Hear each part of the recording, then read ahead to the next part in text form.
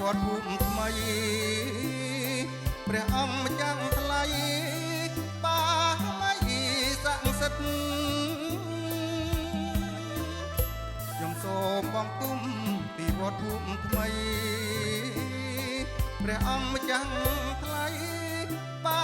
មីស័ក្តិសិទ្ធិ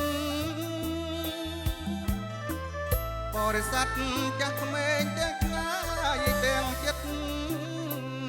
មានជំនឿពិតទាំងពីយូរយា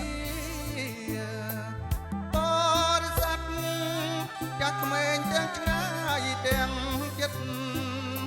មានជំនឿពិតតាំងពីយូរយាទីវត្តក៏ល្អគួរឲ្យជាប់ចិត្តដូចទេពនិមិត្តមកពីសុគីទីវត្តក៏ល្អគួរឲ្យជាប់ចិត្តដូចទេពនិមិត្តមកពីសុគី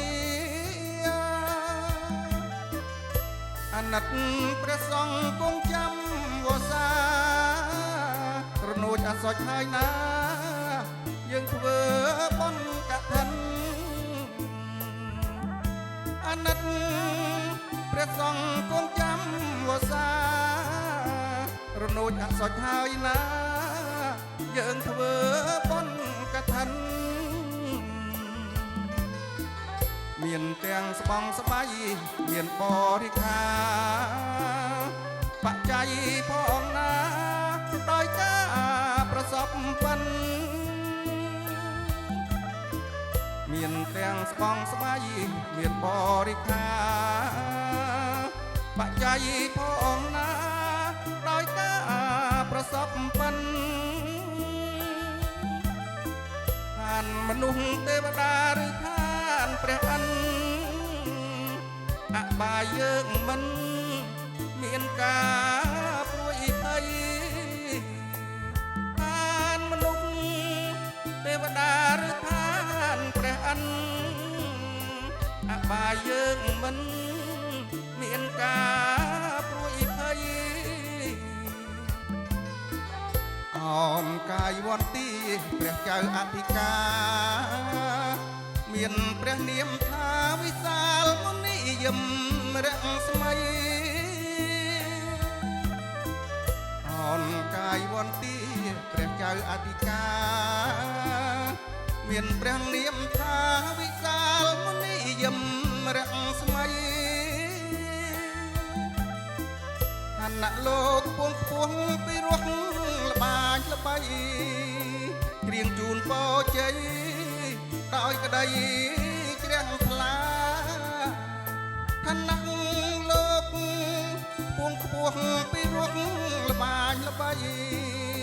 គ្រៀងជូនពរជ័យដោយក្តីជ្រះថ្លា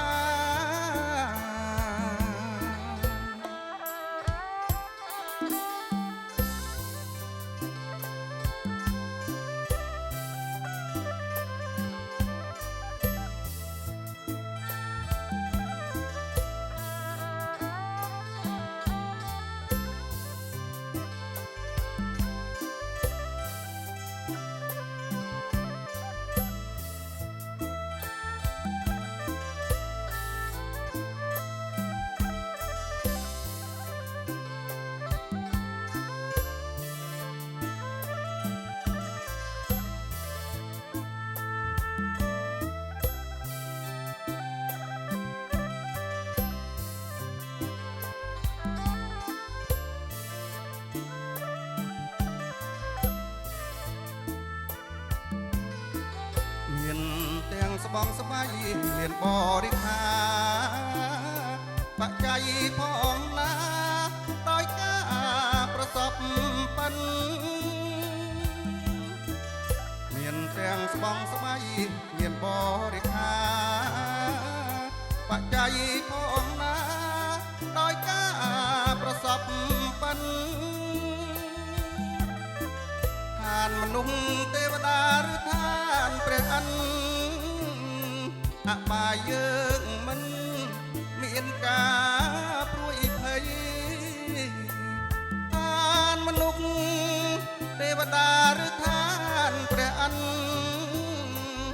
បាយយើងមិនមានការព្រួយភ័យអោនកាយវន្ទីព្រះចៅអធិការមានព្រះនាមថាវិសាលមុនីយមរស្មី